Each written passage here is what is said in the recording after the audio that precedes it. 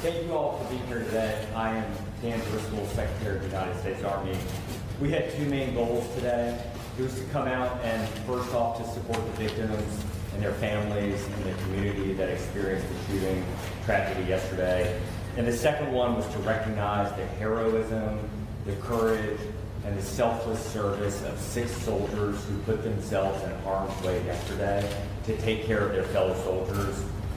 I want to start off by saying we're standing at the brigade headquarters of the unit that had the shooting yesterday. And this morning, if you were here, what you would have seen is you would have seen a lot of soldiers out doing physical training and PT.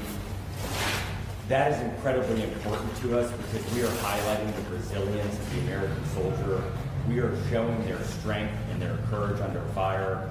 They are going to spend the remainder of the day able to meet with counselors, but also getting back to their jobs, serving the American people. We spent this morning, General Lucas and I, visiting some of our soldiers who are in the hospital and meeting with their families.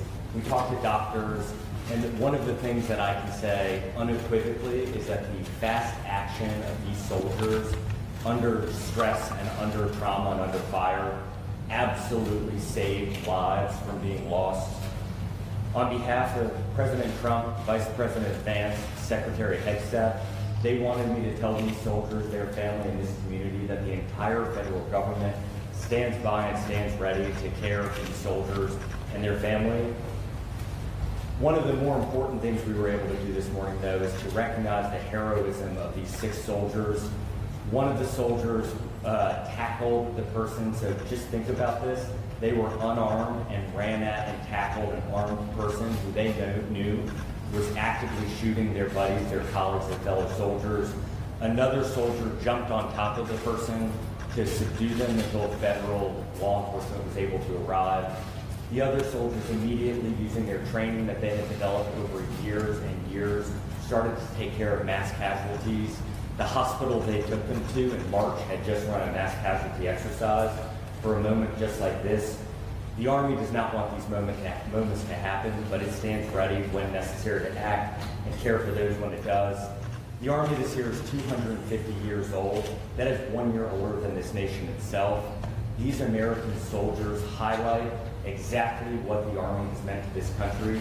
It has been there in some of the most traumatic moments of this nation's history, and it has been resilient, stood strong, and acted on behalf of American citizens. I just want to thank this community. It is absolutely unbelievable to me the speed with which law enforcement officers showed up, paramedics showed up. We had so many people showing up within the first hour that we actually had to stage some of them away.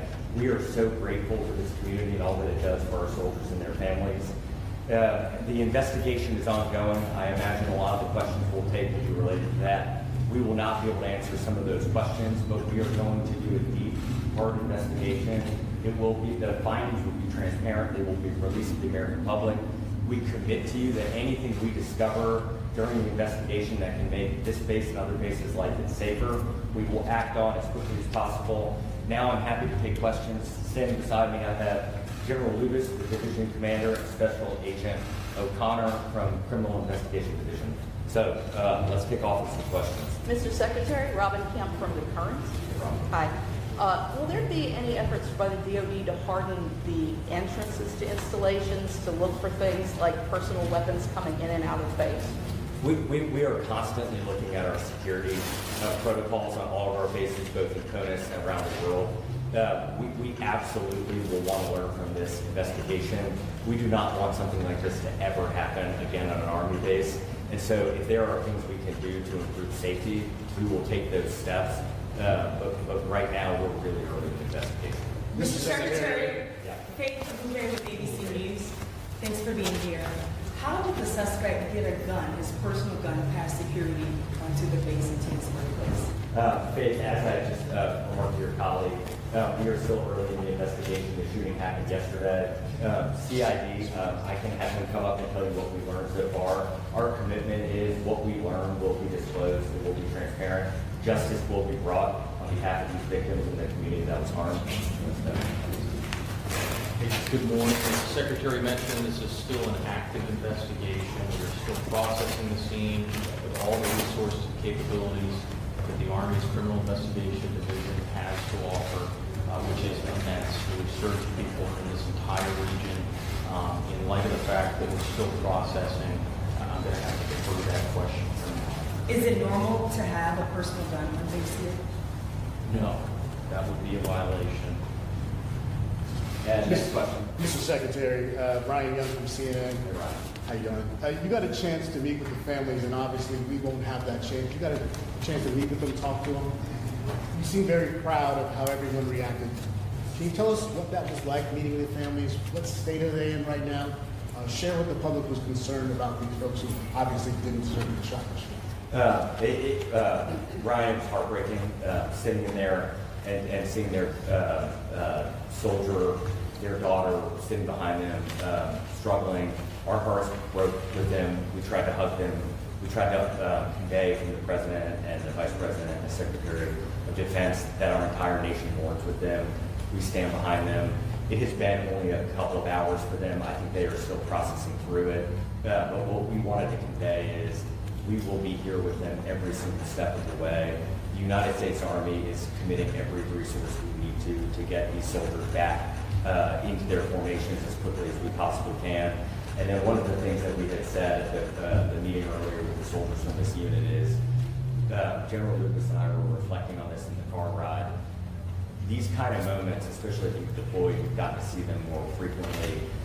The trauma from them often doesn't hit for weeks or months on it. Like it doesn't come as quickly as you might think. And so what we try to encourage for all of our soldiers is to speak up, lean on each other, lean on your leadership, and we will provide the resources, the care, and the love that they need to recover. General, can you take that on as well, too, real quick, just about what it was like to meet with those families as well? Yes, sir. Thank you for the question. It's heartbreaking. It's painful to see them struggling with a wounded family member.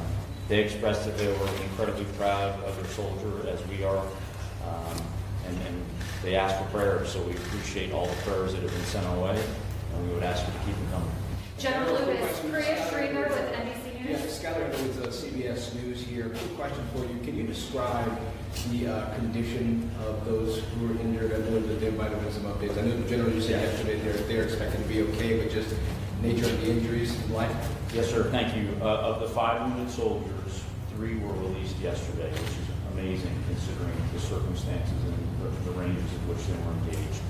1 soldier remains as an inpatient here at Wynn Army, right here on Fort Stewart. She's doing very well in high spirits. Of course, she's got a little bit of a road to recovery. We're hopeful she may be released as early as this weekend, but that will just depend on how things heal up over the next couple days. And we have 1 soldier that remains at Savannah Memorial Community Hospital, who I visited with the Secretary this morning. She's got a little bit longer road to recovery. The doctors are very positive, but I think it's going to take her a bit longer to recover, but they're very hopeful she's going to make a complete recovery. General Lewis, this is Priya Sridhar with NBC News. I know you guys are prepared for scenarios like this when you go to war zones or on combat deployments, but have you gotten an opportunity to speak to some of the soldiers in this unit about how they're processing that this attack occurred from one of their own, and how are you processing that as a leader? Yeah, I think we train for this on the battlefield, and it's a different situation when it happens on an installation with one of your own. So I think over the upcoming days and weeks, as the Secretary said, people are going to process this and work through this at different rates. And we know we've got to keep a very close eye on them. We've got to wrap our arms around them.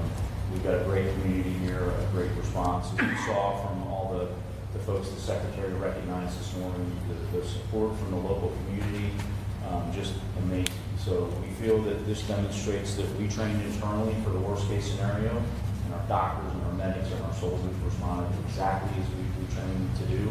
And now our job is to make sure that we care for them as they work through this. Thank you. And I just want to recognize behind me to the right, these are the 6 soldiers we were able to recognize today. And they, I mean, this is sincerely as humanly possible. I and the administration and President Trump could not be more proud of them. They are everything that is good about this nation. They are the best among us in our country. They are the best among us in the Army. They acted in a way that I think all of us hoped we would under fire, but they did. And so we are just so incredibly proud of them. We are so grateful for them. And one of the things we told them and their colleagues is that we will stand with them as long as we need to get them back where they need to be.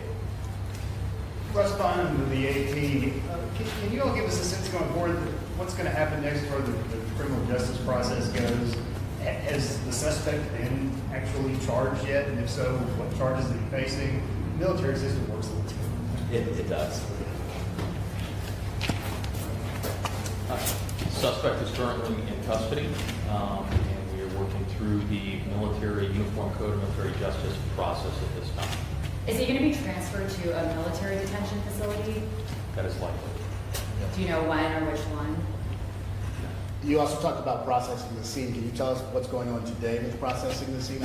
I imagine you're going to showcase things, pictures. Can you just describe that for all of us? Certainly a tragic scene where our soldiers train, but the process of a scene would normally encompass digital evidence, forensic evidence, trace evidence, all of those things which our team is currently doing. And was this captured on video since it was inside the facility? I can't comment on that at this moment. Just a point of clarification from yesterday, we were told you, chain of command was not aware of the arrest for the DUI off base.